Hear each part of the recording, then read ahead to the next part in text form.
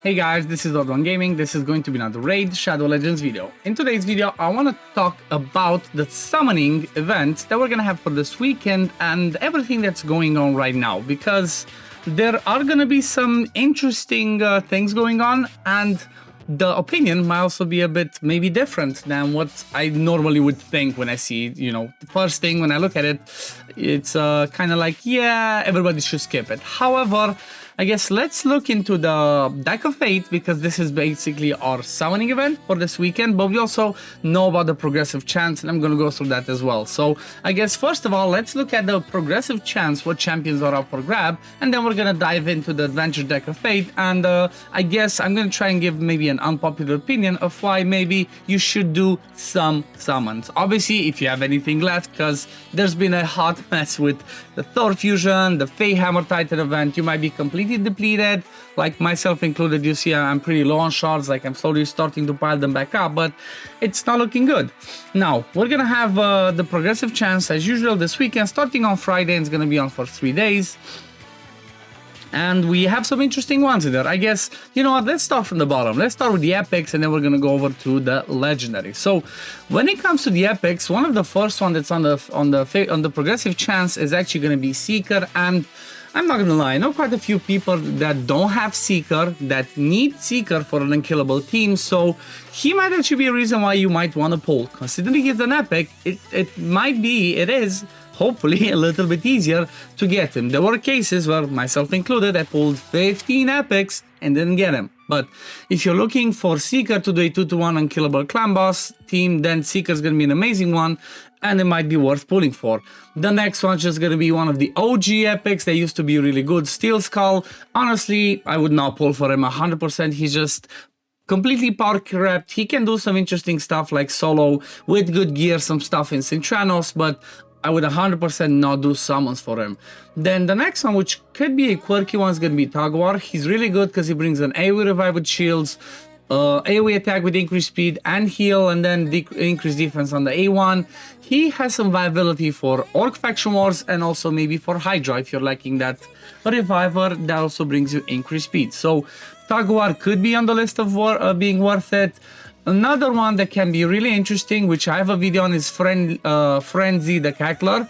I've showed a video where she was basically doing the Sand Devil on 25 alongside Godseeker, but because everybody should have Ninja now, you don't need her anymore, and I see no reason why you should get her. Just because of this AoE provoke, it's on a 4-turn cooldown, it's just not good enough, so I wouldn't do that.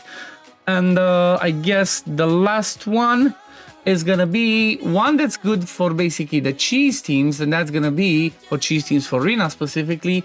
That's gonna be Cardinal, right? If you don't know what I mean by cheese team, well, basically she has this revival that allies, heals them by 25% on max HP, and boosts their turn meter to max.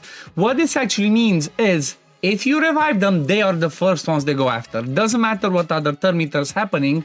Once you do the revive, people that are revived by this just instantly go. So there's a cheese strat going on in arenas where, you know, you have some people that you want to die belt, you know, just strong to hit. You have her in 6-piece stone skin, or at least 4-piece stone skin, with some resist, with survivability. Everybody gets killed, she gets a turn, revives, and then you just clap them. It's basically, she's a cheese team for a go second arena team. But that's the epics. Now let's talk about the legendaries, because there are some interesting ones, and the first one's going to be on the list. It's kind of a trap. It's going to be Freyja Fate Weaver. I'm not going to go through her kit. We've already seen it. Lots of people already know her kit. And I really hope that this is not their way of putting Freyja in the Deck of Fate, right? They did have it mentioned that there's going to be a Deck of Fate for her. If this is the way that they're giving her away, shame on you, Plarium. But yeah, Freyja is one of the first ones. Then the next one is a really good champion, but again, I think she's been power crept with all the other good supports that we got, and that's going to be Weather the Crowned. Good AoE hit that can place Leech, clans with massive heal, increased defense AoE with continuous heals. She's just a powerhouse. She used to be the most annoying one in Arena, like almost over a year ago. So Weather is a pretty good one, but I'm not sure how to tell people to pull for her, right? She's just not that good anymore. However, the next one that I'm going to talk about, I have a video on. You should go check it out. But the next one is going to be on it 15 times. Is, from my point of view, Duchess 2.0, right? this person over here is better than Duchess in my opinion. Glaciad of the Meltwater. The reason I believe he's better is because he brings increased defense, increased accuracy on a 3-turn. That is also a revive. If you don't revive, you can still put these buffs, but you get an extra turn. Then increase attack and Perfect Veil, a chance to freeze on day 1. And also on the passive, you do more damage if you're under Perfect Veil. And let's see. So allies under Perfect Veil placed by this champ deal 10% more damage. So his Perfect Veil gives you more damage. Also, allies under Perfect Veil placed by this champion deal an additional 10% to other enemies that have Veil or Perfect Veil. So not only do you get more damage, you get more buffs than a Duchess, and I think he's even faster than Duchess. He has 112. Let me see how much does Duchess have as speed. Yeah, 103. So he's so much faster, and honestly, he's one of my favorite supports in the game now. He's just insane. He's just insane with what he can bring. If you can build him in 9 pieces protection, he's gonna be amazing for you in Hydra. So if you're kind of deciding or maybe thinking you want to do some summons because you need to grab some Titan event points, right, from the Deck of Fate, then I would suggest putting Glaciad in your 15 times because it's worth it.